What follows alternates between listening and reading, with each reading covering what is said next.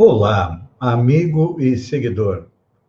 Seja bem-vindo à nossa live diária da Reflexão Matinal, onde eu convido você para irmos em direção ao nosso coração para lá, como jardineiros espirituais, elevar templos às nossas virtudes, fazendo-as crescer, florescer e frutificar, pois são elas que nos alimentam, nos impulsionam nesta longa jornada em busca da felicidade. Jornada esta que não começou nesta encarnação, não.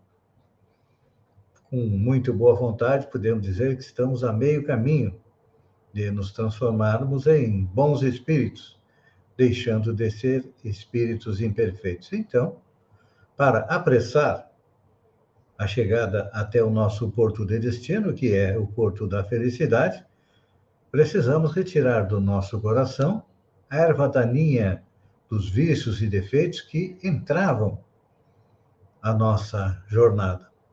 E, para hoje, a dica é do Evangelho de Lucas, onde Jesus diz o seguinte: também vos digo, granjeai amigos com as riquezas da injustiça, para que, quando essas vos faltarem, os recebam eles nos tabernáculos eternos. Lembram que ontem eu falei a respeito de granjear amigos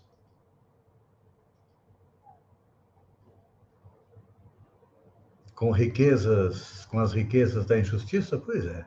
Hoje é uma sequência daquilo que nós comentamos ontem. Porque Jesus também falou. Também vos digo, granjeai amigos com a riqueza da injustiça, para que, quando estas vos faltarem, vos recebam eles nos tabernáculos eternos. Isso significa que o homem, o ser humano, despercebido das obrigações espirituais, julgará encontrar nesta passagem um ladrão inteligente, comprando o favor de advogados venais, de modo a reintegrar-se nos títulos honrosos da convenção humana. Todavia, quando Jesus fala em amigos, ele se refere a irmãos sinceros e devotados. E, quando menciona as riquezas da injustiça, inclui o passado da criatura, com todas as lições dolorosas que o caracterizam. Assim também, quando se reporta aos tabernáculos eternos, eles não os localiza no céu. Não. Sabe por quê? Porque Jesus situou o tabernáculo sagrado no coração do homem. E nós vamos ao mundo em busca de isto, aquilo outro, e nos esquecemos de que a verdadeira luta, a verdadeira busca está onde? Na busca do nosso coração. Então, Jesus, sendo espírito puro, mais do que ninguém, ele identificava-nos as imperfeições e, evidenciando a imensa piedade ante as nossas deficiências espirituais, proferiu as divinas palavras que nos servem de estudo. Conhecendo-nos os desvios, ou os erros, asseverou, em síntese, que devemos aproveitar os bens transitórios ao alcance de nossas mãos, ou seja, os bens materiais, os bens intelectuais também, mobilizando-os na fraternidade legítima. Para quê?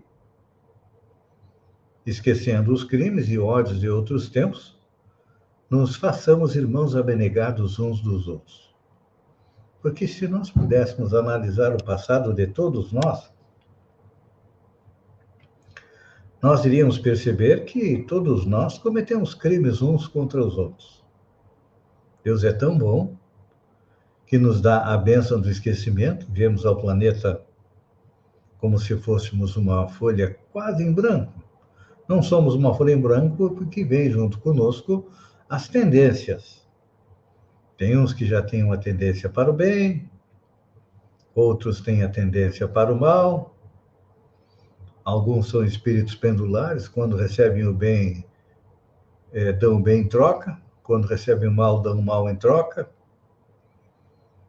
Então, Jesus, que conhecia tudo isso, pede que valorizemos desse modo a permanência nos serviços da Terra, na condição de encarnado ou desencarnado. Porque quando a gente morre, não se transforma em santo, não. Quando a gente morre, retornamos à pátria espiritual na mesma condição que quando daqui saímos. Ninguém fica bom depois da morte. Muitas vezes assim, finalmente morreu, vai ser um cara bom. Não, vai ser um cara igual do que era aqui na Terra. O mal continua mal, o bom continua bom e o mais ou menos continua mais ou menos. E os nossos vícios e defeitos nos acompanham na pátria espiritual. Então, o que temos que fazer?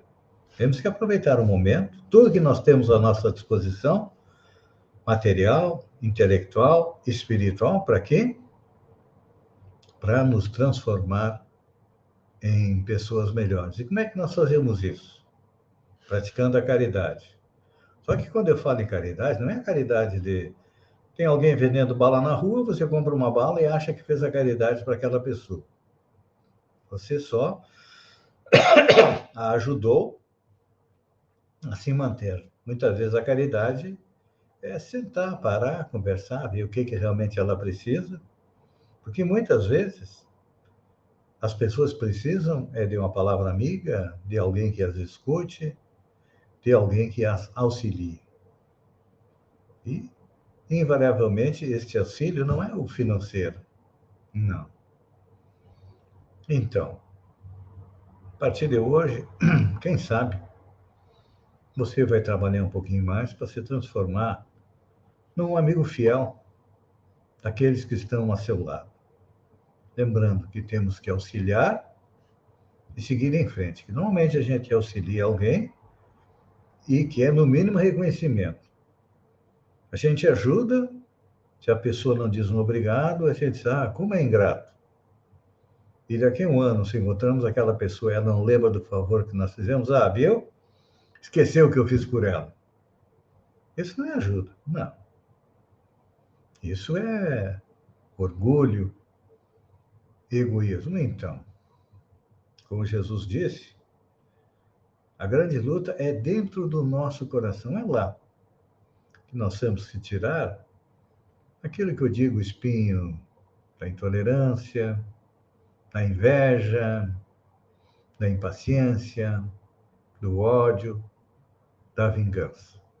À medida que nós somos olhando para dentro de nós e percebendo que nós temos um pouquinho de cada uma dessas coisas e que devemos trabalhar dia e noite para nos melhorar, com certeza, quando chegarmos na parte espiritual, teremos aí quem nos receba nos tabernáculos eternos, ou seja, amigos nos aplaudindo, nos abraçando, nos recebendo na pátria espiritual, que é a verdadeira pátria. Lá que está boa parte da nossa família espiritual, torcendo por nós, procurando nos ajudar. Então, o que fazer? Vamos nos analisar e procurar nos melhorar. Pense nisso, enquanto eu agradeço a você por ter estado comigo durante esses minutos. Fiquem com Deus e até amanhã, no amanhecer, com mais uma reflexão matinal. Um beijo no coração e até lá, então.